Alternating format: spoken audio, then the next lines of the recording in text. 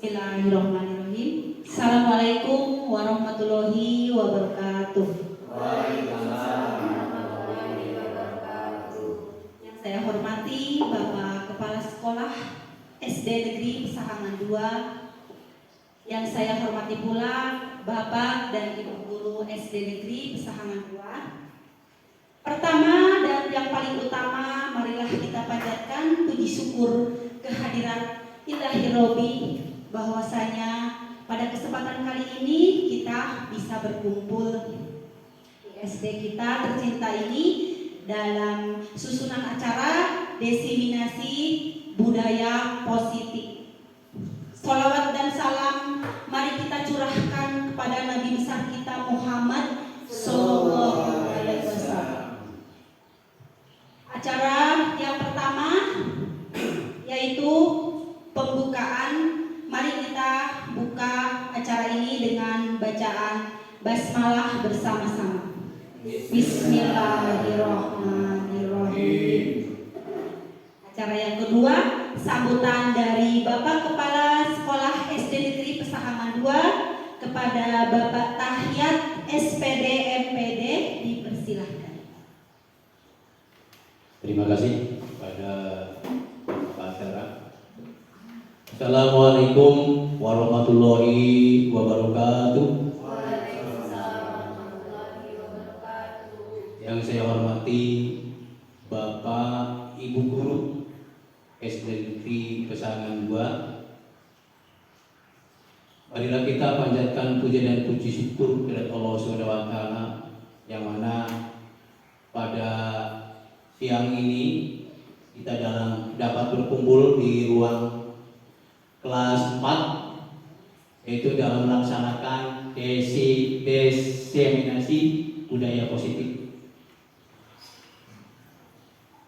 Salawat dan salam kita curahkan pada junjungan alam Habibana Muhammad sallallahu alaihi wasallam.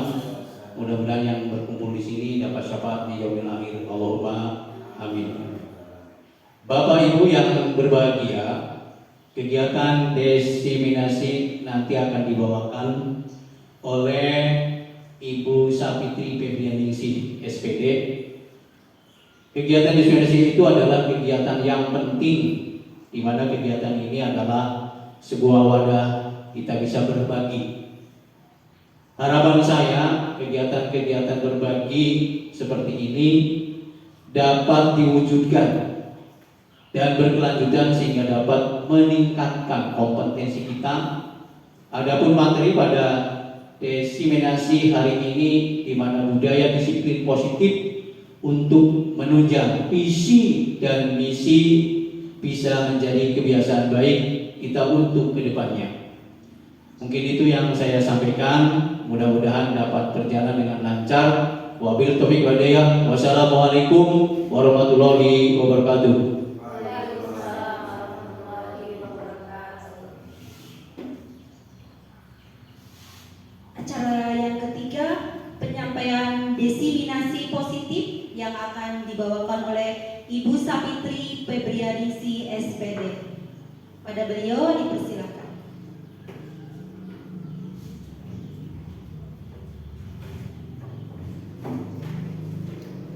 Terima kasih atas waktunya. Assalamualaikum warahmatullahi wabarakatuh. Yang terhormat Bapak Kepala SD Negeri Pesahangan 2, yang saya hormati Bapak Ibu Guru SD Negeri Pesahangan 2, dan yang berbahagia untuk kita semua.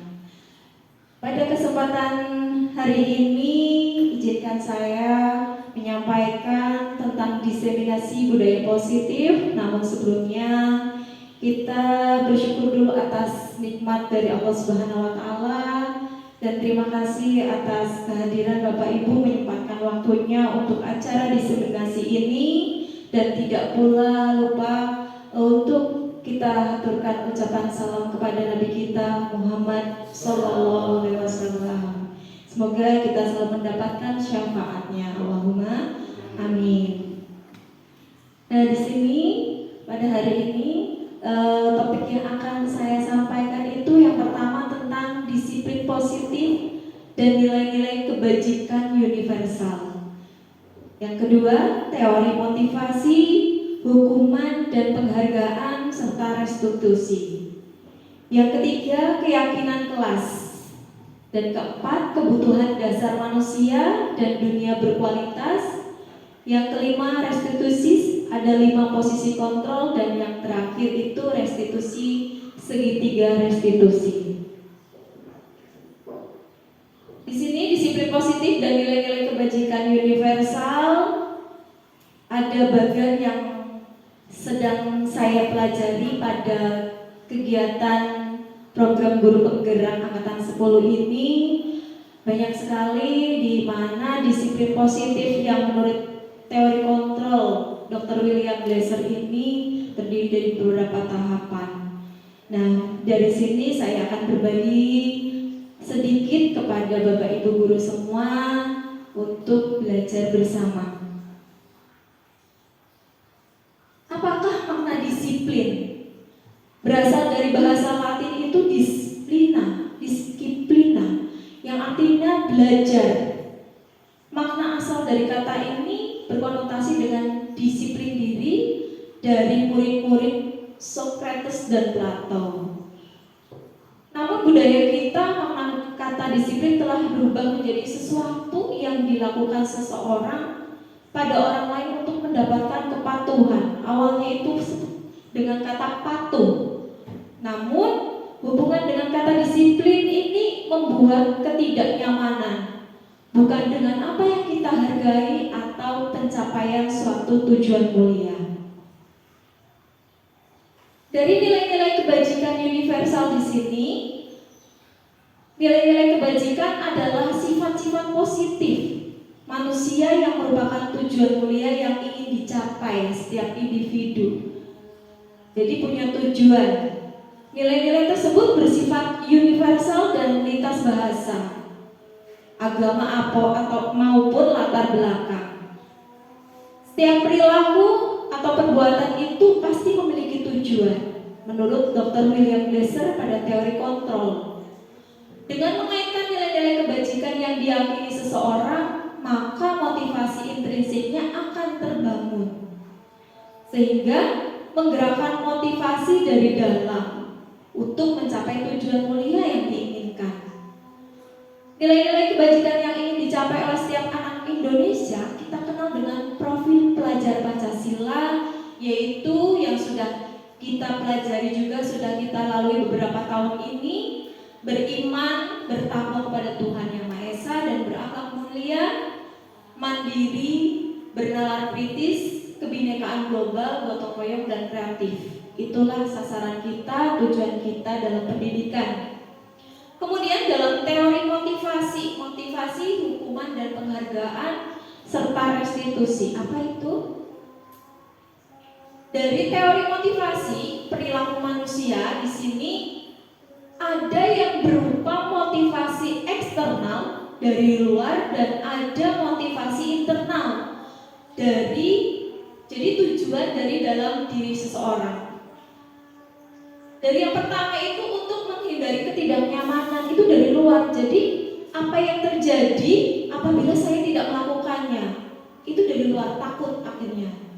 Kemudian untuk mendapatkan imbalan, itu juga dari luar. Jadi siswa berharap apa yang dia lakukan itu nantinya mendapatkan imbalan dari guru ataupun dari orang tuanya.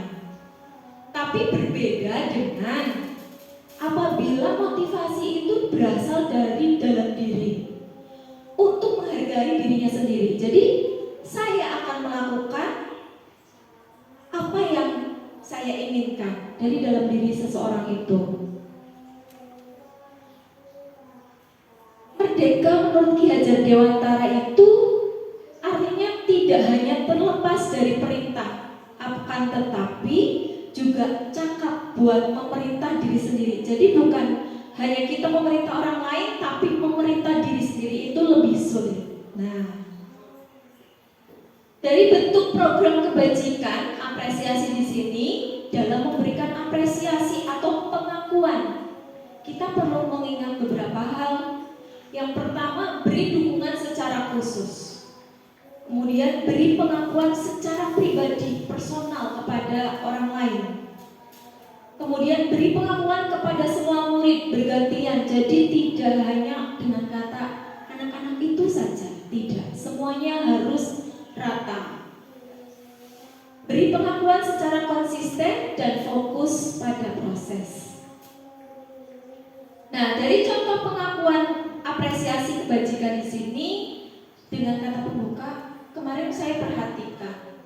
Tapi kalau nilai kebajikannya, rasa empatimu besar sekali. Sedangkan situasi nyatanya pada saat menolong murid baru di kelas kita. Jadi kenyataannya.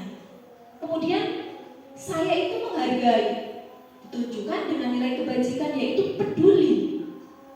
Kemudian situasi kenyataannya pada saat kamu membantu teman-temanmu di tugas kelompok. Jadi secara nyata dilakukan pada kehidupan. Kemudian terima kasih untuk apa? Sebagai rasa tanggung jawab. Kemudian dalam kondisi kenyataannya pada saat kamu memungut kertas, jadi langsung dilakukan ketika ada keadaan yang nyata. Kemudian di sini ada pertanyaan. Tindakan buruk. Ada suatu hukuman misalnya mencatat 100 kali di dalam buku kalimat. Saya tidak akan terlambat lagi, itu karena anak itu terlambat. Nah, itu apakah hukuman atau konsekuensi Bapak Ibu? Kira-kira hukuman atau konsekuensi? Ya, nanti dulu ya belum kita jawab itu betul atau salah. Kemudian kalau lari mengelilingi lapangan basket 2 kali karena terlambat hadir, hukuman. Murid diminta untuk push up, hukuman. Menggantikan kertas tugas teman yang telah dicoret-coret, konsekuensi. Membersihkan tumpahan air jika karena tersenggol sama dirinya sendiri,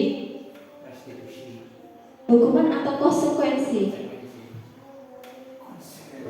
Konsekuensi. Baik, lihat jawabannya di halaman berikutnya. Nah, di sini yang tadi pertama ternyata Bapak Ibu menjawab konsekuensi, ternyata adalah hukuman.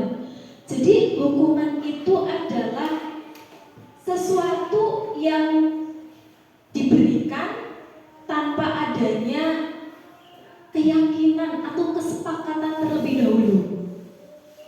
Jadi itu hukuman, baik itu secara fisik ataupun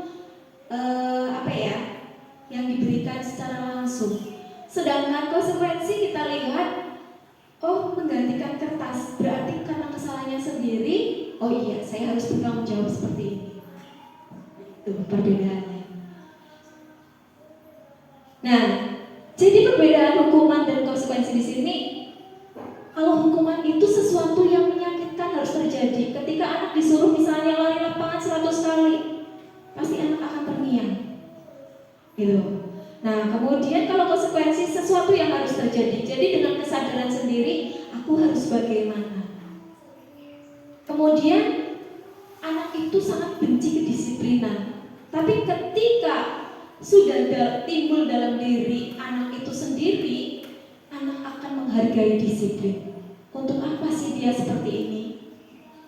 Ketika hukuman itu paksaan, dipaksa.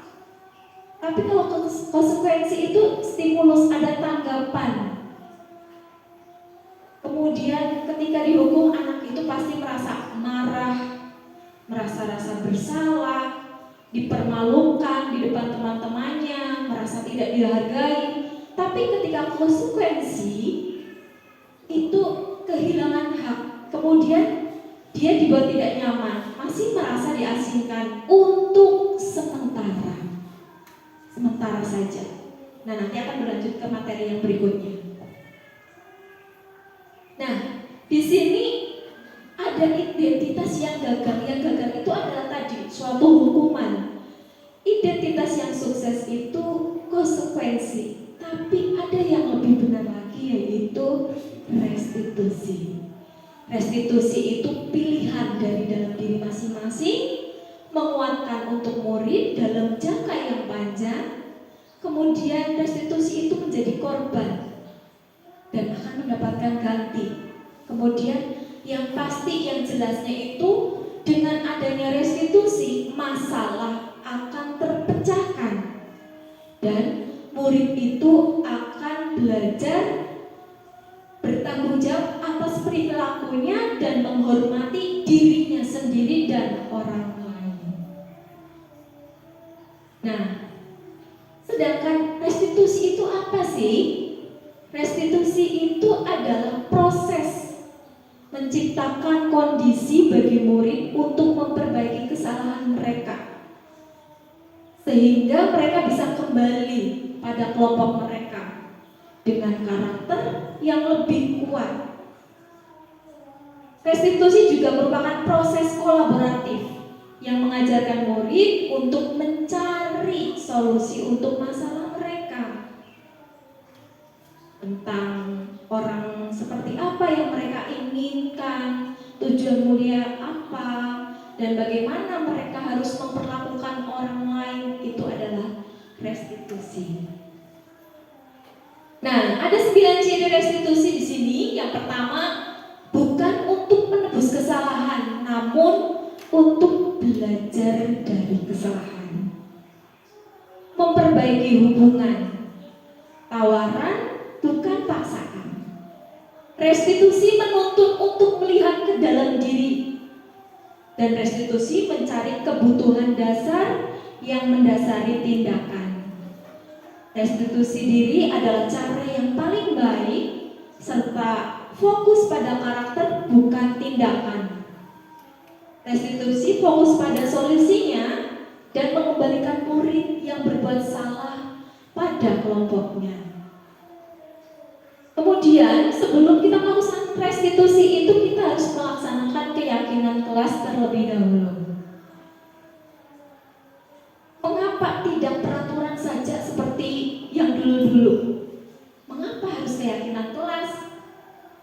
Mengapa kita memiliki peraturan harus menggunakan helm bila mengendarai kendaraan roda 2? Bukan karena polisinya, tapi karena keselamatan untuk diri kita sendiri. Itu. Nah, untuk mendukung motivasi intrinsik dari dalam, kembali ke nilai-nilai keyakinan-keyakinan lebih menggerakkan seseorang dibandingkan mengikuti serangkaian peraturan-peraturan. Ini lingkaran budaya positif, di dalamnya ada lingkungan yang positif, kemudian ada keyakinan kelas dan peraturan kelas. Yang mana yang merupakan keyakinan kelas? Mengapa? Nah, kami guru dan murid yang saling menyayangi. Dari kesepakatan kelas yang sudah dibuat, kami murid yang semangat belajar dan kami murid yang peduli dengan teman-teman. Akhirnya nanti dalam diri mereka akan keluar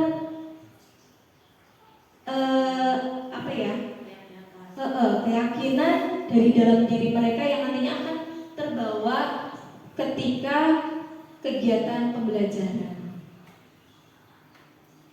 Ini adalah kegiatan pendalaman keyakinan kelas. Ada tabel T dan Y, di mana di sini kita hormat, bekerja, diterima dan dimiliki.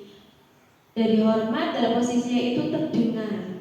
Terdengar bagaimana? Kemudian dia melihat, kemudian harus berperilaku seperti apa. Kalau dalam model T, tampak seperti dan tidak tampak seperti gitu. Nah, kegiatan pendalaman keyakinan kelas di sini, contoh misalnya tampak seperti datang tepat waktu, tidak tampaknya itu sering hadir terlambat. Kemudian ketika bekerja tampak sepertinya, tampak terlihatnya tekun bekerja dan menyimak guru, tapi ternyata tidak mendengarkan acuh tak acuh. Nah, di sini ada peraturan, kira-kira keyakinan kelasnya gimana? Selalu kembalikan buku ke tempatnya, selalu. Itu dalam peraturan. Dilarang. Coba kalau dilarang mengganggu orang lain, keyakinan kelasnya bagaimana Bapak Ibu? Sudah tidak pakai kata dilarang lagi. Namanya mengganggu berarti kita harus saling menghormati. Itu keyakinannya. Nah, itu tanggung jawab. Iya, nilai tanggung jawab. Ketika peraturan bilangnya kembalikan buku ke tempatnya, itu adalah ketika sudah sadar, yaitu adalah sebuah tanggung jawab.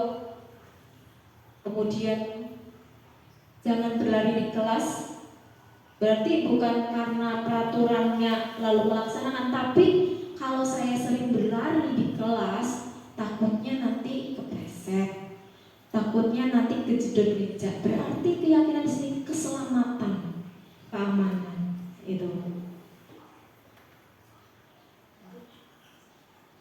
Kemudian kebutuhan dasar manusia dan dunia berkualitas. Di sini kebutuhan dasar manusia, saya sendiri itu butuh kasih sayang dan rasa diterima. Begitu juga murid ingin mendapat kasih sayang, rasa diterima. Ada nggak? Aku dianggap ada nggak sih di dalam kelas ini? Kemudian penguasaan di sini ada murid yang merasa aku ingin menguasai dengan caranya sendiri. Kemudian ada sebuah kesenangan, ada siswa yang aktif, senangnya bermain. Kemudian ada yang ingin bebas. Nah, di sini kita lihat, kita memposisikan diri kita, ada 5 posisi kontrol yang bisa kita terapkan. 5 posisi kontrol di sini ada sebagai penghukum, ada pembuat orang merasa bersalah, ada yang sebagai teman, dan ada juga sebagai pemantau serta manajer. Kita lihat beberapa contoh, misalnya menghardik, menunjuk-nunjuk. Nah, di sini kalau hukuman itu menghardik, menunjuk-nunjuk. Kamu kalau tidak melakukannya, awas ya. Nah, dengan kata-katanya seperti itu. Tapi ketika membuat orang merasa bersalah, kata-katanya beda. Seharusnya ibu kecewa kamu melakukan seperti itu. Kamu seharusnya sudah tahu, ibu lelah sekali. Nah, itu jadi nanti anak berpikiran, iya ya, kasihan bu guru, kan merasa bersalah. Nah, kemudian ada yang memposisikan diri sebagai teman. Ayolah, lakukan demi ibu. Masa kamu tidak mau? Ingat tidak, ibu pernah bantu. Nah, jadi kayak teman seperti itu. Kemudian ada posisi pemantau. Pemantau itu biasanya menghitung, mengukur. Kemudian murid itu meletakkan guru peraturan dan hukum di dunia yang berkualitas. Nah, ada kalau misalnya anak kelas rendah udah dapat bintang berapa nih, terlambat 5 kali, kamu udah dapat bintang 1 berapa kali. Nah, itu namanya memantau.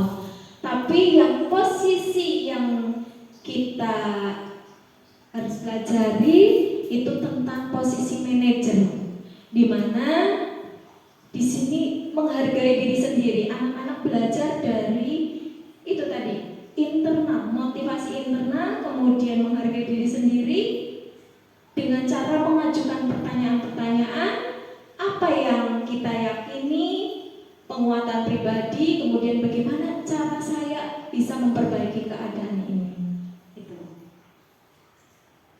Nah, itu yang seperti tadi saya katakan di awal, kecewa sekali, itu merasa bersalah. Contoh-contoh yang tadi sudah saya jelaskan. Nah, kemudian kita bergerak antara peraturan, pemantau, konsekuensi, dan hadiah. Kemudian nilai-nilai manajer untuk memperbaikinya. Di sini kemudian ada segitiga restitusi, di mana segitiga restitusi itu yang pertama itu menstabilkan identitas dulu. Stabilkan dulu identitasnya, kemudian menanyakan validasi kebutuhannya dulu, kebutuhan mereka itu apa, kemudian menanyakan keyakinan yang sudah disepakati. Nah, ketika guru berkata berbuat salah itu hal yang manusiawi, jadi itu menstabilkan identitas. Tidak ada manusia yang sempurna. Kalau kamu menyalahkan diri kamu sendiri terus-menerus, apakah kamu bersikap baik pada dirimu sendiri? Itu distabilkan dulu supaya anak ketika emosi reda terlebih dahulu. Kemudian validasi kebutuhan anak itu apa? Kamu bisa saja kan melakukan hal yang lebih buruk dari tadi, tapi kamu tidak melakukan. Apa yang penting bagi kamu? Apakah kamu bisa melakukan dengan lebih baik besok? Jadi kebutuhan dia nantinya diarahkan kemana? Nah, kemudian tanyakan keyakinannya. Apa nilai yang kita percaya di kelas atau sekolah kita? Kemudian kamu ingin jadi anak seperti apa?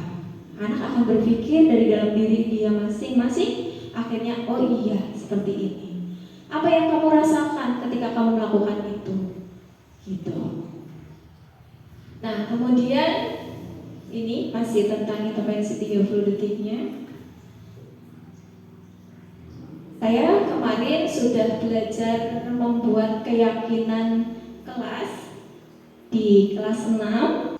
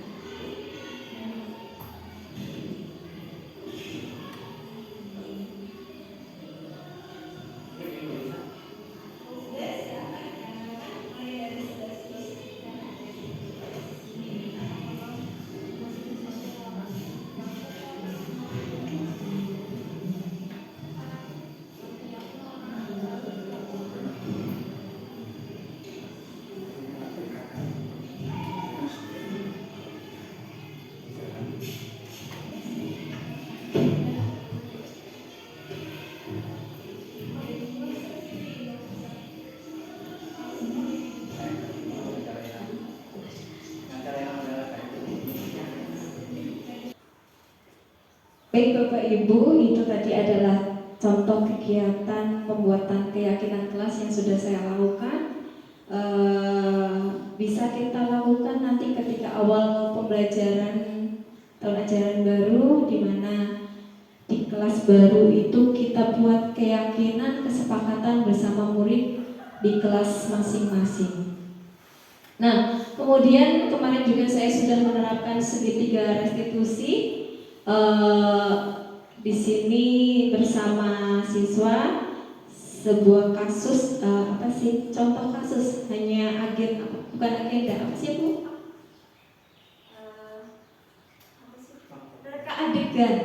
Reka adegan contoh penerapan segitiga restitusi.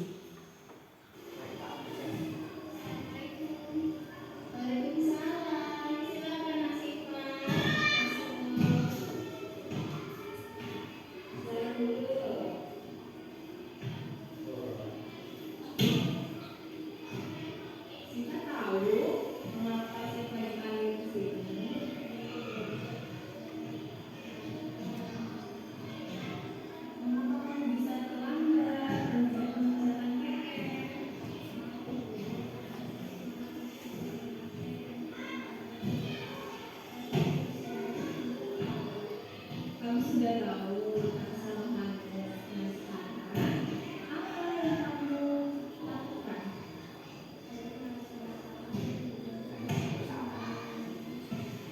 Saya percaya dengan apa yang kamu lakukan.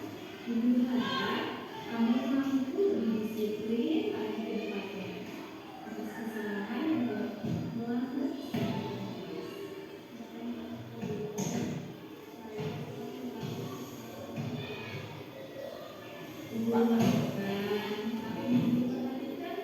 Kalau kamu tidak mengerjakan, kamu bisa mengerjakan soal. Walaupun kamu tidak, tetapi kamu dapat mengerjakan soal. Oh iya, kamu menjelaskan apa yang telah kamu lakukan.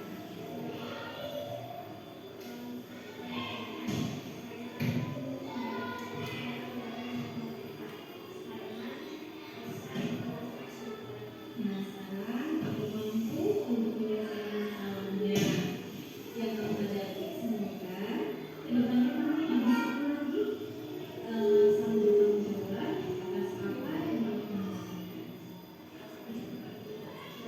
Terima kasih.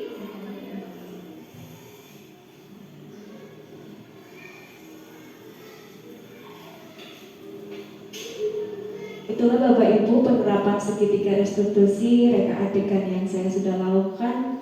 Berarti di mana anak itu ternyata dalam diri dia sendiri tahu apa kesalahan saya, kenapa saya bisa terlambat, kenapa harus bagaimana. Setelah itu dia menemukan jalan keluarnya sendiri. Yaitulah materi desiminasi pada hari ini yang bisa saya sampaikan. Mohon maaf atas segala kekurangan. Mudah-mudahan bisa menjadikan manfaat untuk kita semua, untuk diri saya sendiri, belajar dan belajar. Untuk acara berikutnya saya serahkan kepada pembawa acara.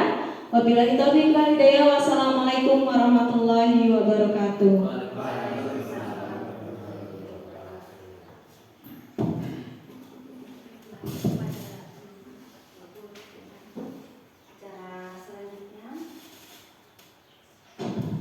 Acara selanjutnya yaitu lain-lain. Barangkali dari Bapak Ibu Guru ada yang mau bertanya tentang desiminasi budaya positif, dipersilakan.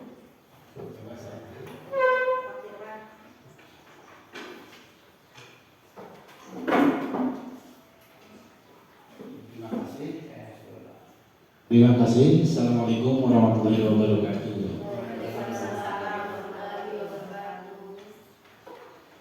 Ini yang pertama, yang terhormat pada Bapak Kepala Sekolah, juga pada rekan guru, Bapak Ibu guru, juga yang sangat terhormat ini ya, sama Ibu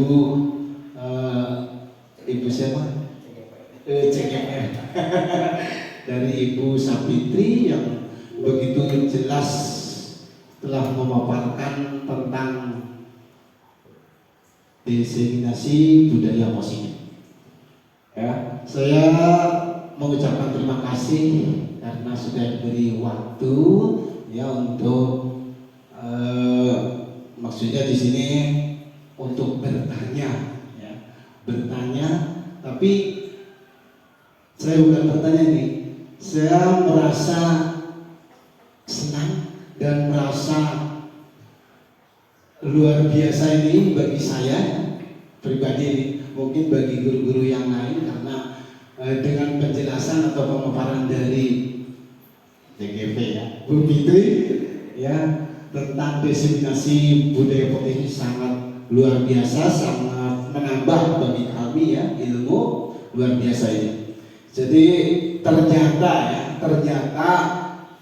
yang sudah-sudah ini ya kita belajar mengajar, contohnya ada anak yang salah kita langsung hukum ya Bu ya, ternyata tidak boleh ya, tidak boleh kita menghukum. Nah di sini kita alhamdulillah saya pribadi ini sudah mendapatkan ilmu dari Bu Fitri ya bahwa ini merupakan sesuatu yang baru bagi saya pribadi dan saya ingin menerapkan tentang apa tadi ya budaya positif ya.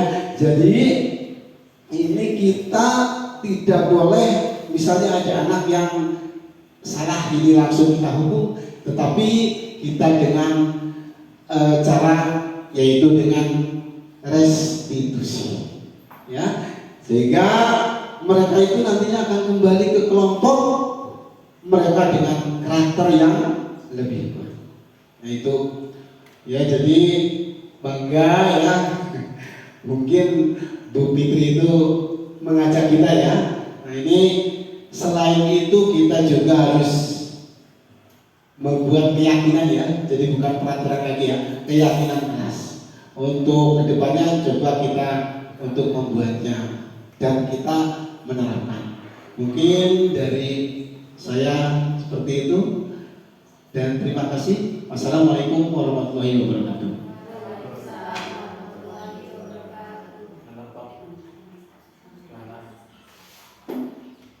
Terima kasih kepada Bapak Tirwan. Acara selanjutnya yaitu acara terakhir penutup.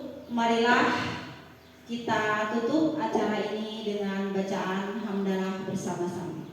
Alhamdulillahirobbil alamin. Saya selaku pembawa acara meminta maaf barangkali ada tutur kata saya yang kurang berkenan di hati Bapak Ibu.